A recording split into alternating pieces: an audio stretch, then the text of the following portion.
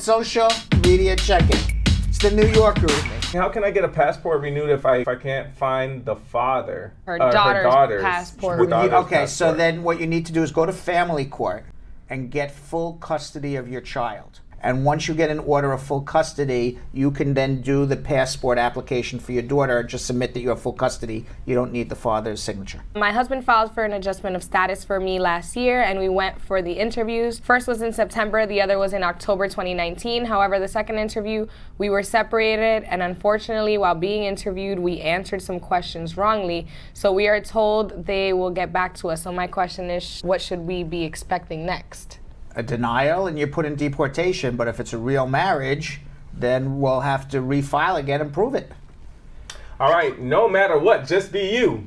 Okay. Asks. I like that. I like it too. What documents do you need from your affidavit of support? What kind of documents for an affidavit of support? 3 years, tax returns, a job letter, and a bank letter. There you go. Alrighty, the next one comes from Douglas Onuwama. If one files marriage-based AOS sends the AOS document to the USCIS, how does one know if they have actually received it? A document to USCIS? Send it by certified mail, and then you know it's received. Okay. All right, our next one comes from Christine Marie saying, good afternoon, I really enjoy watching your show. Hey. Awesome. Her question is, her PD is March 22nd, 2019, EAD with AP expedited August 2019, interview January 13th, 2020. Now, until now, no communication has been sent for the green card. All it says online is interview has been done, waiting on review. Can we submit a mandamus or go to Congress to find out what if there is any issue? We also had an expedited interview. We did an inquiry on Wednesday and Friday. They said that they mailed a response. And also, once the green card case is approved, I would like to share my immigration story with you. We would not be where we are today if it wasn't for your help and guidance. You and your team are doing a great job. Thank you very much. Awesome. Yeah, you can go to your congressman. You can do a mandamus. You can do many different things. How long has it been now? So the PD was March 22nd, 2019. EAD and AP expedited August of 2019. The interview was January 13th, 2020. All right, so you got to give them at least 120 days before you start. You so wouldn't file 120 days you can't file you can't file a mandamus yet, but you can go to your congressman, but give them 120 days. All right, the next one comes from Daniel K. Dallas, and he asks, when do children become automatic citizens? That's the first part of the question. If they live with a parent who is a U.S. citizen, they have a green card and they're living in the physical and legal custody of that U.S. citizen parent under the age of 18. Is the U.S. passport granted at the embassy on the time of appointment, or what do I need to do? I am a U.S. citizen. Please explain.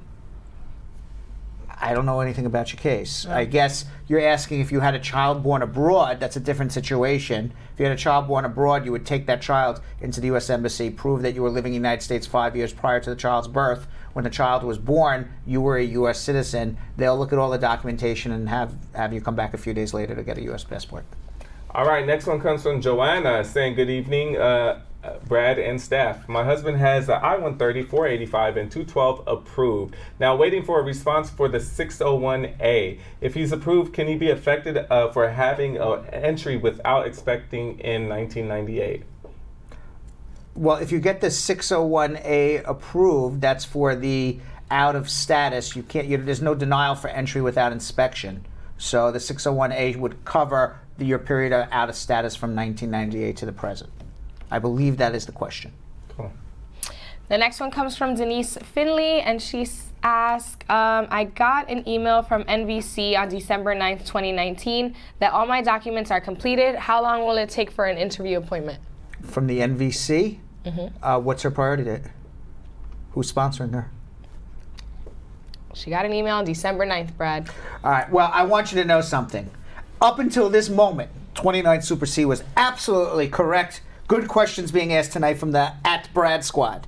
But this one, I don't know. We need more information on this one. This one was an iffy one. All right, Richard Moore saying my 2-year green card will expire June 20th, 2020.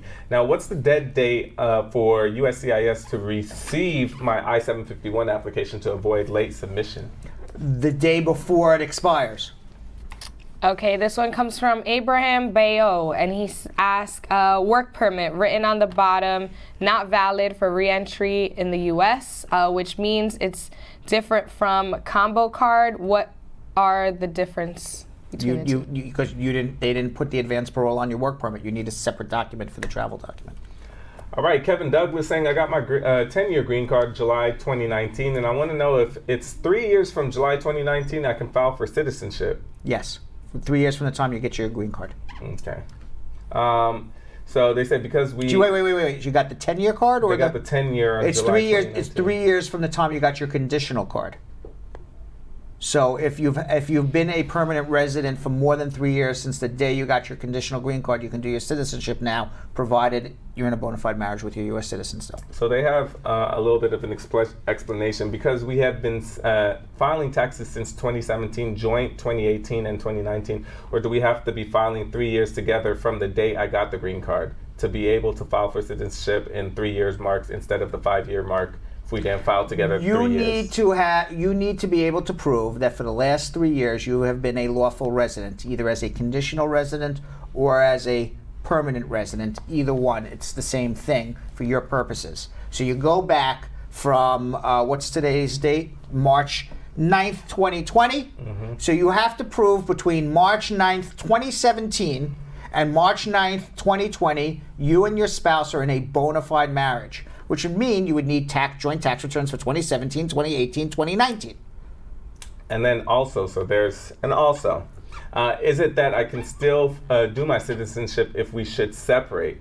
No. Being that we had filed 3 years straight, which shows it was a real leading up to the date of separation. No, you cannot. Then you would have to wait on the 5 years. Because you have to be in a bona fide marriage all the way, not on the day your application is filed, but on the day your application is filed all the way through the time you swear in. Alrighty. This question comes from Ken Kibbett, and he asked, I filed for VAWA, got a receipt in August 2018, was asked and submitted RFE to provide more supporting evidence on a bona fide marriage that I did get a receipt for in 2018. So his question is, what should I expect? And I also got a prima facie extension due April, but will be issued automatic extension upon its expiration. All right, so the prima facie means that they think that you have a solid case. So expect, and you submitted an RFE already, so they filed an adjustment? Well, you're not even sure. It didn't. I'm not sure what you filed. If it was just an I-360, expect an approval. If you filed an adjustment, expect an interview. Yeah, no, I just reread it. Right, okay. Didn't say. Ken Roy saying, I've been in a domestic violence relationship with my spouse before and after marriage. We've been together for 14 months, married for 2 months. Relationship which eventually end. Can I file VAWA? Yeah, if there's abuse and it's a bona fide marriage, yes. Alrighty, this one comes from Sierra James, and she asks, I'm a U.S. citizen currently living in Nigeria with my husband. We filed our spousal I-130 on January 2nd. We are processing at USCIS. What are the options for us? None at the moment until Trump lifts the ban. Okay, Beatrice saying, I received an approval letter from USCIS for my husband's case, and they sent it to NVC on February 19th, 2020. I would like to know when I can contact NVC for the next step. Wait, what happened again?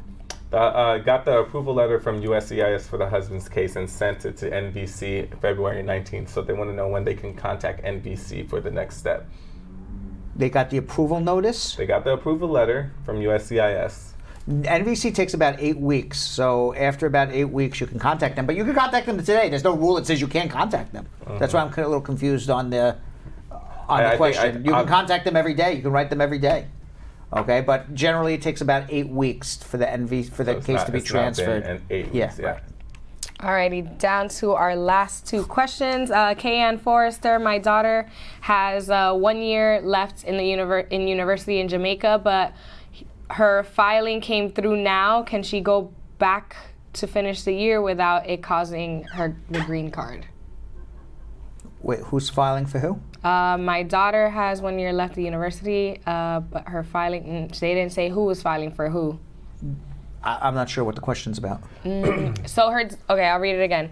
Her daughter has 1 year left in her university in Jamaica, but her filing came through now. Can she go back to finish the year? Okay, I understand. So after you get your green card and come up to the United States, if she goes back and finishes the year, she will have abandoned her permanent residence. So she would need to either file for a re-entry permit or keep traveling back to the U.S. every month. All right. Wow. Last question for right now, Erica, saying no EOS, AOS in my passport by officer at the airport. How can it prevent me from getting a green card? Because the officer just wrote on your passport, you cannot extend your status or change your status. But it said no EOS. No EOS, AOS. Or adjust your status. Yeah. All right, so you can't extend your status, you can't adjust your status. But that's an immigration officer at the airport. That doesn't mean you can't do it. That means the officer's scaring you into not doing it. All right, one more, Brad. Last one comes from... that was supposed to be our last one, but I like how he started this one Kind of off. stuck in there? Sean Brooks, he snuck. He had a very good energy. Type of question. Hi, Brad. Great show, guys. Keep safe. I love it. And it's all in caps. I love it. I said we have to ask this one. If I put on my visa application that my status is common law marriage and now I'm married in the U.S. And about to adjust my status, do I need to be worried? No, because you said common law marriage. That's not a legitimate marriage.